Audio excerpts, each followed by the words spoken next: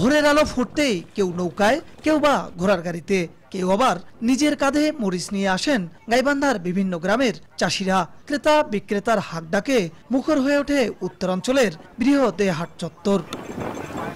জেলার চরাঞ্চলের অন্যতম অর্থকরী ফসল লাল মরিচ কেনাবেচার জন্য ফুলছড়ির ব্রহ্মপুত্র নদের ঘাটে বসে এই হাট শনি ও মঙ্গলবার সকাল থেকে দুপুর পর্যন্ত চলে বেচাকেনা।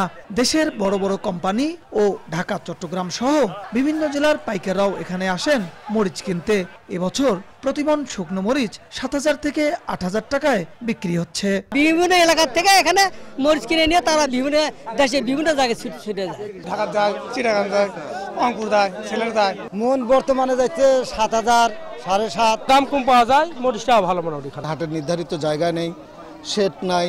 চরাঞ্চলে অল্প খরচে বেশি লাভ পাওয়ায় এ অঞ্চলে বাড়ছে মরিচের আবাদ। মরিচ হাট থেকে বিপুল পরিমাণ রাজস্ব আদায় করে সরকার, যদিও এখানে নেই কোনো শেড ও গুদামঘর, যা ভোগান্তিতে ফেলে হাটে আসা ক্রেতা বিক্রেতা ও ইজারাদারদের। মূল প্রয়োজন হচ্ছে শেড ঘর এখানে স্থাপন করা। নিরাপত্তার ক্ষেত্রে আমরা সর্বোচ্চ নিরাপত্তা ব্যাপারীকেও দেই, গারস্থকেও দেই। ঐতিহ্যবাহী এই হাটকে ব্যবসা বান্ধব করতে বিভিন্ন উদ্যোগ নেওয়ার কথা জানান উপজেলা কৃষি কর্মকর্তা।